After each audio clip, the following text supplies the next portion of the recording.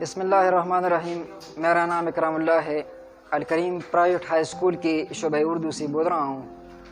کل ہم نے مصنف کی حالت زندگی پڑھی تھی۔ آج ڈرامہ آرام و سکون شروع کرنے سے پہلے تھوڑی اس کی تعریف سن لیں۔ ڈرامہ یونانی زبان کے لفظ ڈراؤ سے مشتق ہے، یعنی ڈراؤ سے نکلا ہوا ہے، اور اس کی معنی و مفہوم ہے عملی طور پر کر کے دکھانا۔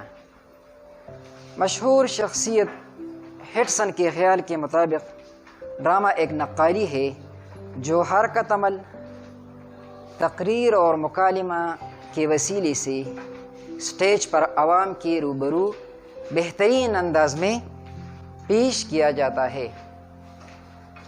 نقل کرنا انسانی فطرت کا تقاضا ہے، یعنی نقل کرنا فطرت انسانی کا خاصہ ہے۔ ارسطو کہتا ہے کہ انسان ایک نقال ہے، وہ چیزوں کو دیکھتا ہے اور وہ اس کا بہترین نقل اتار لیتا ہے۔ اسی وجہ سے انسان دوسرے جانوروں سے ممتاز اور اعلیٰ ہے۔ ڈرامے کی روایت قدیم ہندوستان اور قدیم یونان میں بھی پائی جاتی ہے۔ ڈرامے کی روایت اتنی قدیم ہے جتنا انسان خود اور اس کی تاریخ۔ پہلا ڈرامہ اسی وقت ہوا جب قابیل نے حابیل کو قتل کیا اور لاش دفنانے کا فن اور ہنر کوے سے سیکھا۔ ڈرامہ آرام و سکون شروع کرنے سے پہلے اس کا تھوڑا سا خلاصہ سن لے۔ ایک صاحب خانہ ہوتا ہے اور وہ دفتری کاموں سے تنگ آ جاتا ہے، بیمار پڑ جاتا ہے۔ ڈاکٹر صاحب آ جاتا ہے اور وہ اس کی بیوی کو سمجھاتی ہے کہ پریشانی کی کوئی بات نہیں ہے، تکان کی وجہ سے انہیں بخار آ گئی ہے، ایک ہی روز اگر آرام سے گزارا تو ان کی طبیعت انشاءاللہ بحال ہو جائے گی۔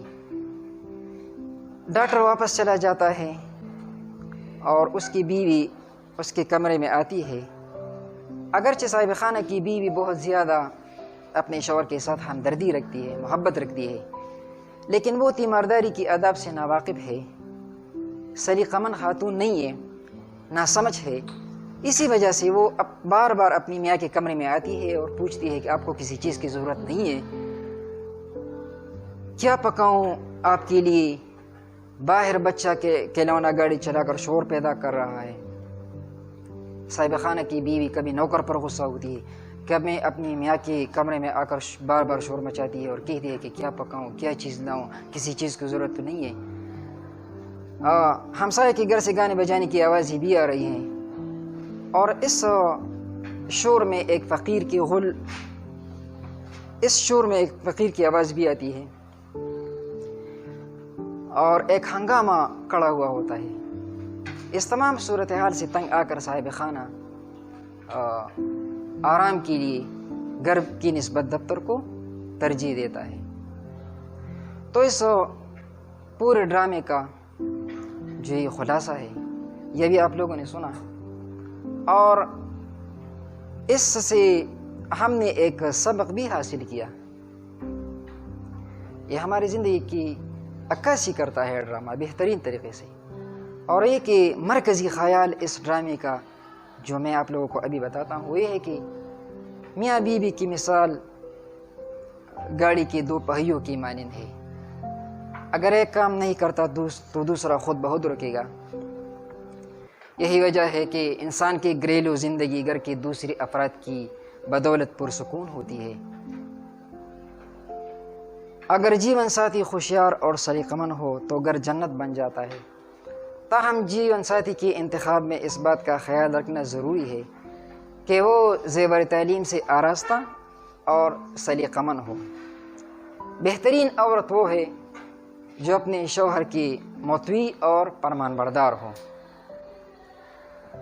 اس لیے خاندان کے سربراہ پر یہ بات لازم ہوتی ہے کہ وہ اپنے بچوں کو دنیاوی تعلیم کے ساتھ ساتھ دینی تعلیم بھی بہترین طریقے سے دے، تاکہ خاندان کا سربراہ سکھ کا سانس لے اور اس کی اولاد نہ صرف اس دنیا میں خوشی اور آرام حاصل کرے بلکہ آخرت کی زندگی بھی اس کی سنور جائے۔ تو یہ اس ڈرامے کا جو مرکزی خیال ہے میں نے بتا دیا۔ آپ لوگ اس ڈرامے کا خود بھی مرکزی خیال بنا سکتے ہیں، یعنی اس ڈرامے سے آپ لوگوں نے جو سبق حاصل کیا، جو عبرت حاصل کیا، وہی جو آپ لوگ بیان کرتے ہیں وہی اس کا مرکزی خیال ہے۔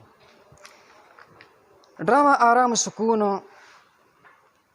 انشاءاللہ ہم کل شروع کریں گے۔ آج میں نے اس کی تھوڑی سی تعریف بیان کی اور خلاصہ اور مرکزی خیال۔ بہت شکریہ۔